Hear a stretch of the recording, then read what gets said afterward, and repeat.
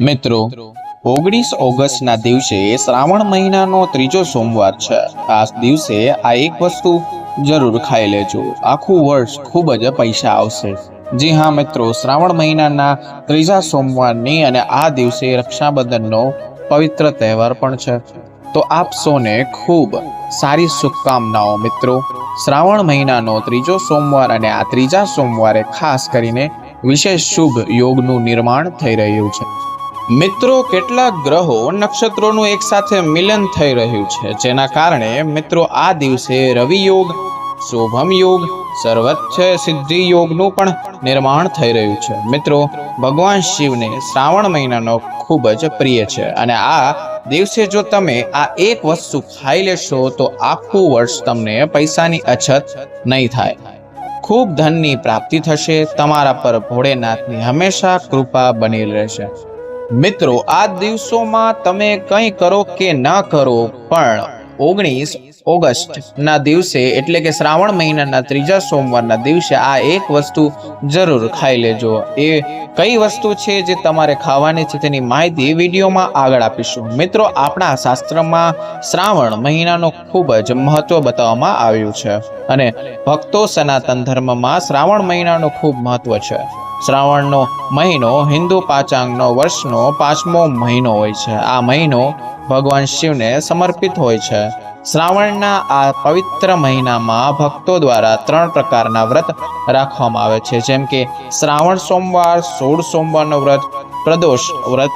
આ મહિનામાં ભગવાન શિવની વિધિ વિધાન મુજબ પૂજા અર્ચના કરવામાં આવે છે. તેથી શ્રાવણ સોમવારનું મહત્વ ખૂબ જ વધી જાય છે.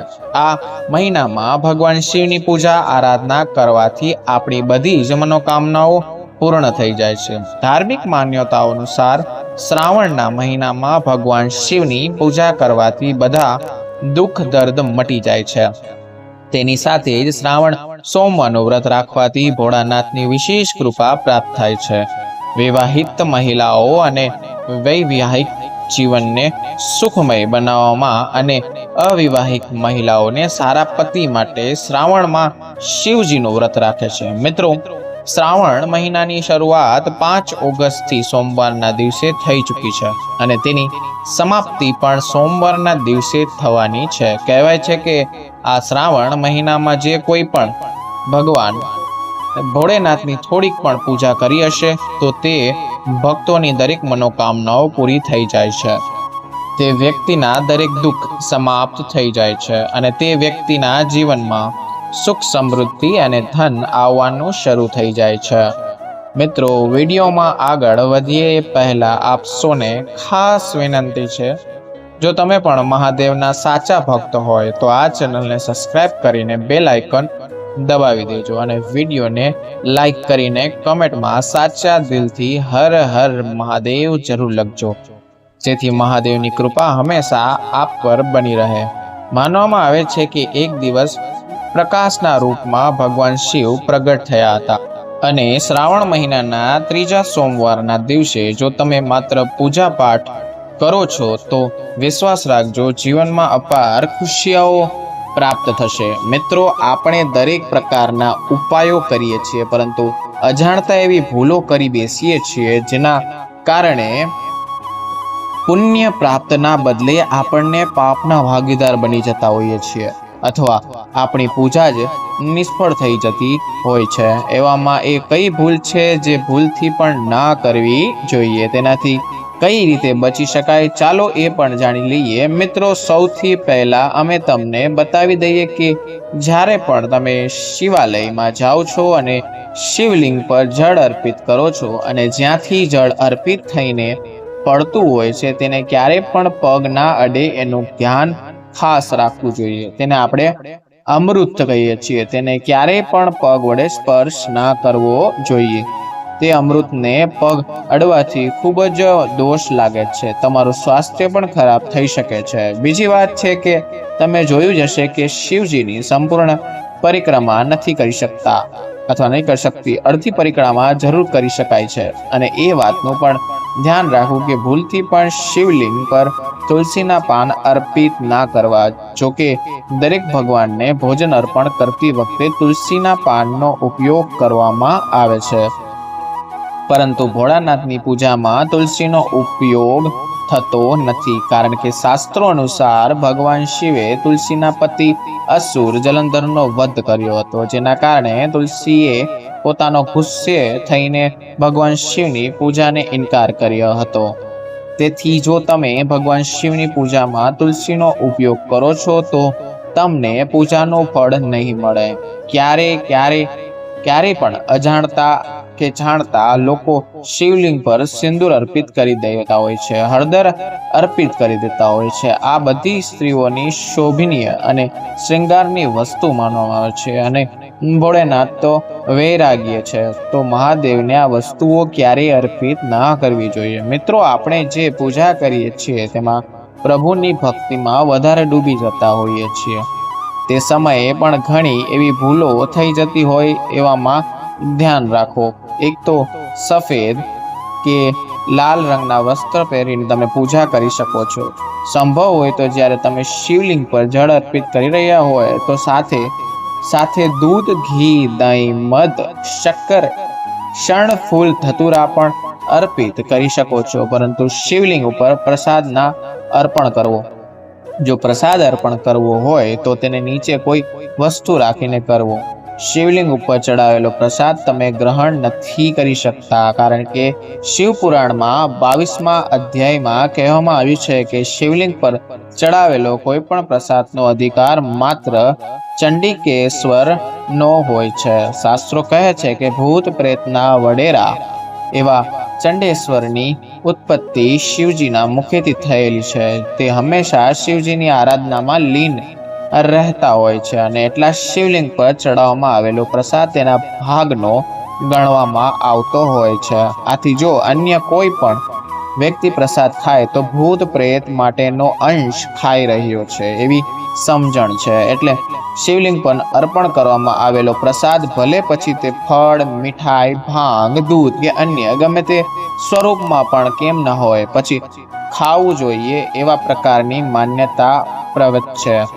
એ માટે આપણે શિવલિંગ પાસે ચરણામૃત પ્રસાદ તરીકે લઈએ છીએ. ભક્તો, શ્રાવણ સોમવારના દિવસે જો તમે રાત્રિના સમયે પૂજા કરો છો, તે પ્રદોષ કાળમાં કરો છો, તો તમને તેનું ફળ વધારે મળે છે. માનીએ કે રાત્રિ જાગરણનું પણ વિધાન છે. મિત્રો, શિવજીને ભૂલથી પણ એવા ફૂલ હોય છે જે અર્પણ કરી શકતા નથી, જેમ કે ચંપાનો ફૂલ અર્પણ કરી શકતા નથી.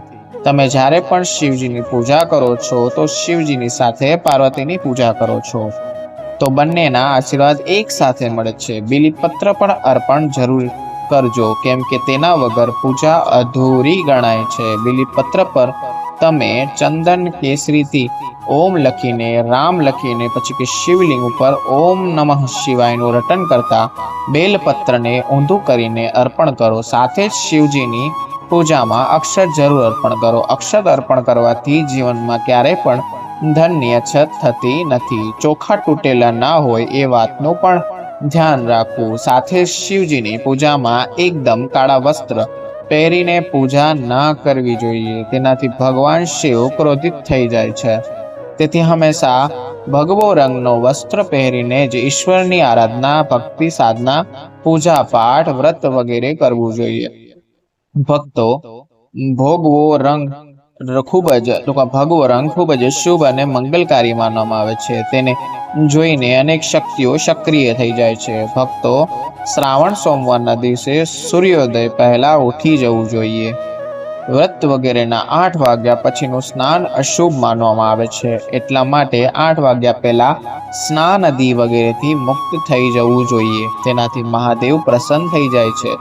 કેમ કે સવારે 8 વાગે પહેલા સ્નાન કરવું અત્યંત મંગળકારી માનવામાં આવ્યું છે. તેનાથી સકારાત્મક ઉર્જા હંમેશા તમારા જીવનમાં નિવાસ કરે છે. ને ભક્તો, શિવલિંગ ઉપર તમે જળ અર્પણ કરો છો તો પ્લાસ્ટિકના લોટાથી જળ બિલકુલ અર્પણ ના કરતા. તેનાથી ભગવાન શિવ ક્રોધિત થઈ જાય છે. અને બીજું જે કે તમે શંખથી જળ અર્પણ ના કરો, કેમ કે શંખમોડ નામના રાક્ષસનો વધ ભગવાન શિવજીએ જ કર્યો હતો. તેથી શંખથી જળ અર્પણ ના કરતા.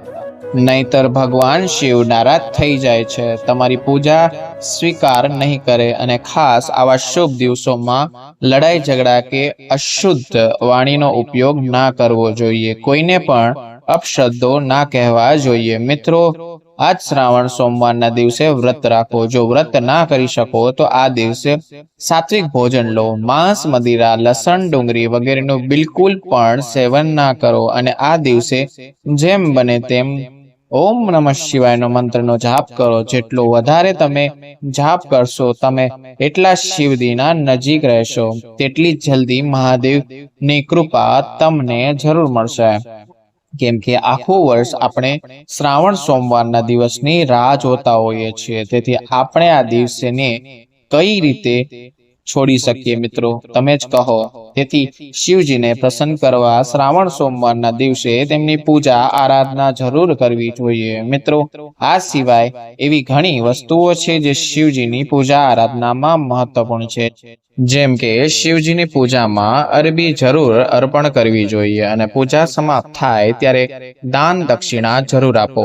તેમ કરવાથી શિવજી તમારી પૂજા જરૂરી સ્વીકાર કરે છે. આ ઉપરાંત નાળિયેરનું પાણી પણ શિવલિંગ પર અર્પિત ના કરવું જોઈએ. જો તમે નારિયેળનું પાણી ચડાવવા માંગતા હોય તો તેનાથી નાળિયેરનું જળ કાઢી તમે અર્પણ કરી શકો છો. પણ ભૂલથી પણ નાળિયેરનું પાણી ના ચડાવતા. તમે કમળનું ફૂલ અર્પણ કરી શકો છો. મિત્રો, શ્રાવણ સોમવારના દિવસે કઈ 5 વસ્તુઓ છે જેને ઘરમાં લાવવાથી ભોળેનાથની કૃપા હંમેશા બની રહે છે?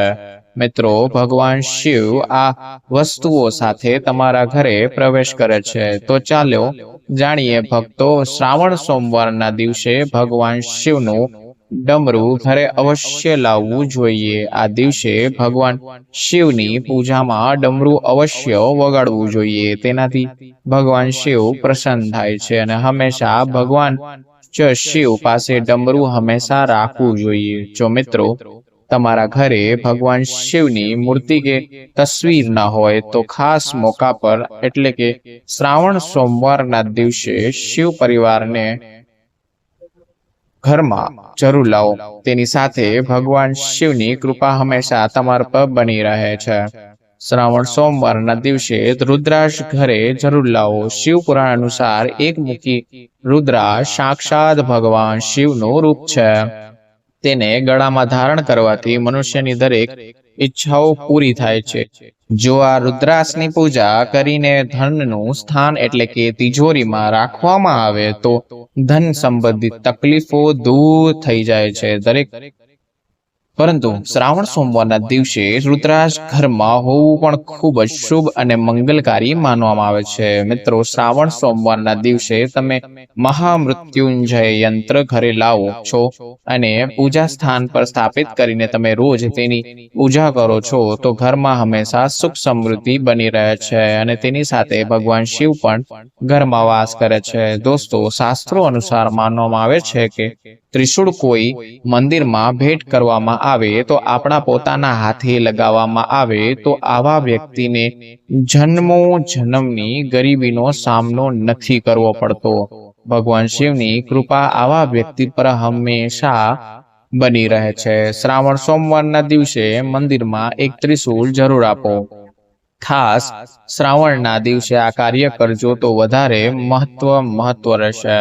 તમે બાકીના દિવસોમાં પણ આપી શકો છો. મિત્રો, શ્રાવણ સોમવારના દિવસે મોર પંખ ઘરમાં અવશ્ય લાવવું જોઈએ. કોઈ ખાસ મોકા પર જ મોર પંખ ઘરમાં લાવવું જોઈએ. તે ખૂબ જ શુભ અને મંગલકારી માનવામાં આવે છે. મોર પંખ કેટલીક શક્તિઓથી ભરેલું હોય છે. જે ઘરમાં મોરપંખ હોય ત્યાં ગરીબી ક્યારે પણ નથી આવતી. આવા ઘરોમાં ભગવાન શિવ અથવા શ્રી કૃષ્ણની કૃપા હંમેશા બની રહે છે. મિત્રો, હવે એ જાણીએ કે શ્રાવણ માસના સોમવારે તમારે એવી કઈ વસ્તુ છે જે ખાવી જોઈએ જેનાથી ઘરમાં ગરીબી દૂર થઈ જાય છે અને સુખ સમૃદ્ધિ આવે છે. તો મિત્રો, શિવ પુરાણ અનુસાર માનવામાં આવે છે કે શ્રાવણ સોમવાર પર વ્રતધારીને ધતુરા અવશ્ય ખાવા જોઈએ. ભલે તમે થોડુંક જ ખાઓ પરંતુ જરૂર ખાઓ. તેનાથી વ્રત પૂરું થઈ જાય છે. આ દિવસે ધતુરા ખાવાથી સંપૂર્ણ ફળની પ્રાપ્તિ થાય છે.